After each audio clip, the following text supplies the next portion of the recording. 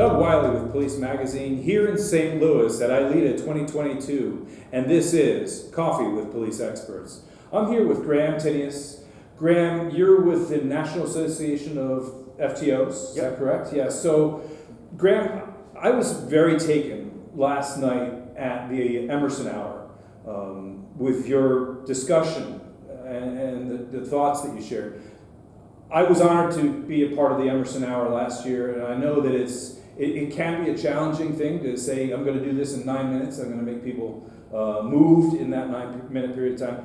You so moved me that I asked you to talk today. You discussed the quote attributed to someone who was having a conversation with Mother Teresa.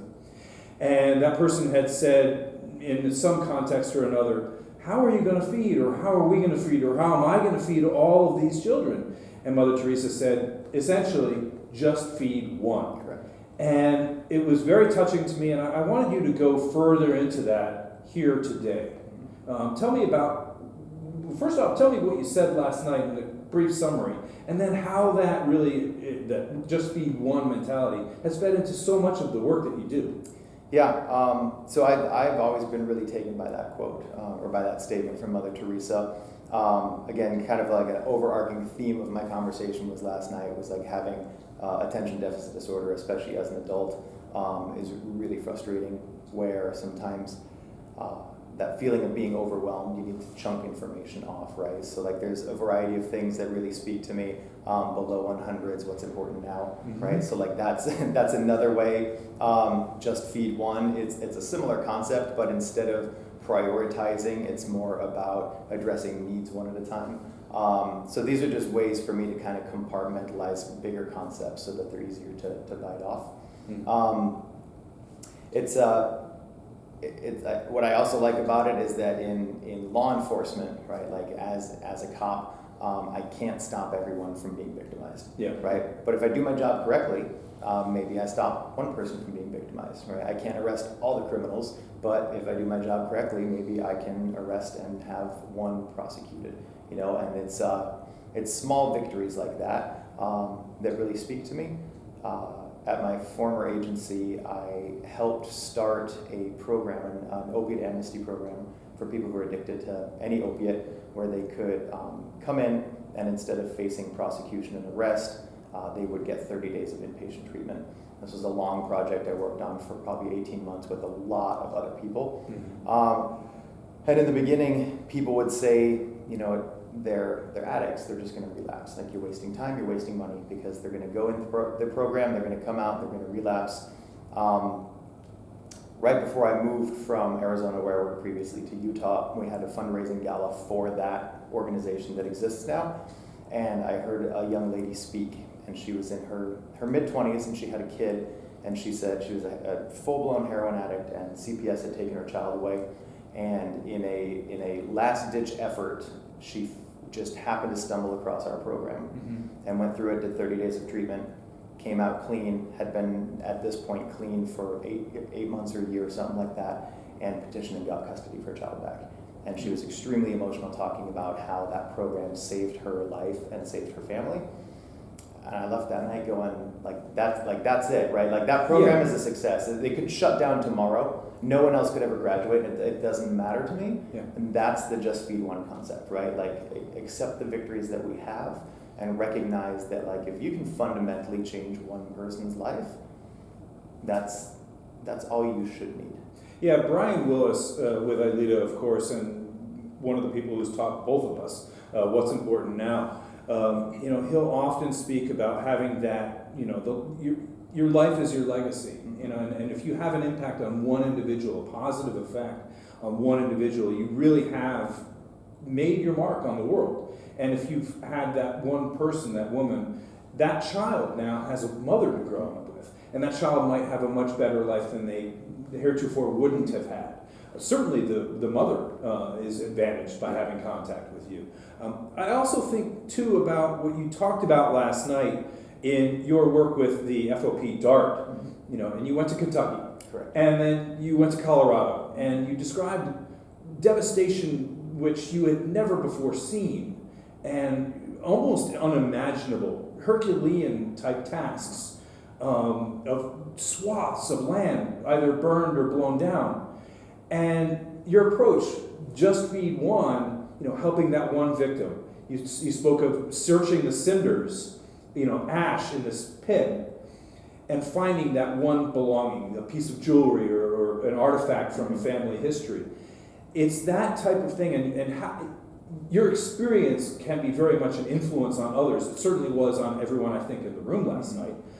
It reminded me a little of me, in that I found in my life that I'm trying to help people, and I'm sort of maybe not helping myself sometimes. And you described that as well last night, where you had such a great impact on all of those people, one at a time, and you described then how you came to a realization about yourself as well. Yeah, the ironic part in the Emerson Hour presentation that I was writing in my head was that I got the phone call after I'd come back from Kentucky and then on my way to the Colorado wildfires. Like literally I was in Wyoming, driving through Wyoming when I got the phone call. And at the time, I thought I was a genius. I was like, I have it. Like I have the perfect topic. I know exactly what I'm going to talk about. It's this just feed one concept that like it's my personal mantra.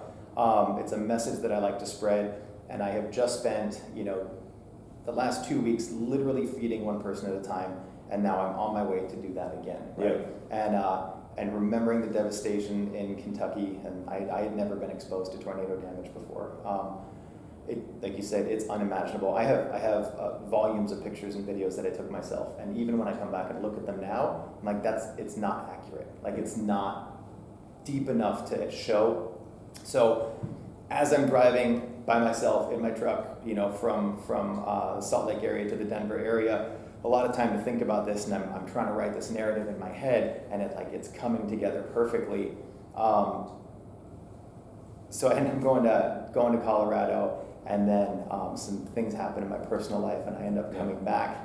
And it's at this point that there is just an epiphany at some point where I realize that the reason that I'm diving head over heels into whatever it is, it's usually work, it's usually public service, right? It's usually helping other people, because as first responders, like I insist, there is something in our DNA that you can sequence and find, and like that's all we want to do. No doubt about that.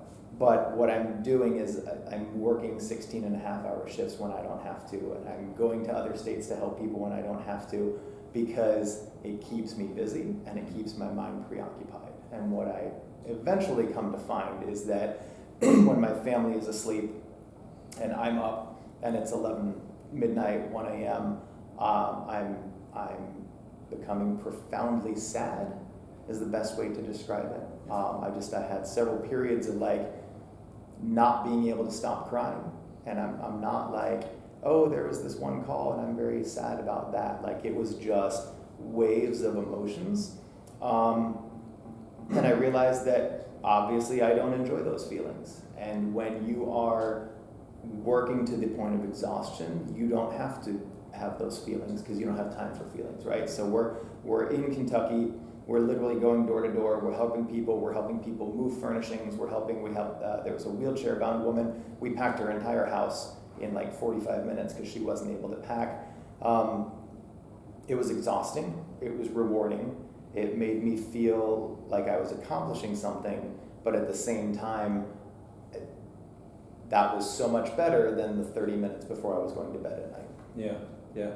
My sense from hearing you last night and in the few minutes we've had today is that you have given a great deal of your life to helping other people. And what I heard from you last night, and please correct me if I'm wrong about this interpretation of your talk, is that you came to the realization that you needed also to find ways to help yourself as well, in order to be a more effective helper to others. Is that correct? Yeah. The way I phrased it, the play on words that I used is that in feeding other people, I was starving myself. Yeah. And that you can't continuously help other people if you're not taking care of yourself, and whatever that means, right? Like eating healthy and managing your weight and exercising and educating yourself, right? So like if you're a law enforcement trainer, like you can't just keep training people something from 1972, like you have to update yourself, right? So whatever that means, whatever taking care of yourself is, you have to do that if you want to continue helping other people. Yeah. Graham, I want to thank you for just now, for these past few minutes, but also for what you said last night at the Emerson Hour. It really, I think, probably moved many people in the room. It certainly moved me. So I want to thank you once again for your time. Thank you. Doug Wyllie with Police Magazine. We'll be back with another segment of ILETA 2022, Coffee with Police Experts.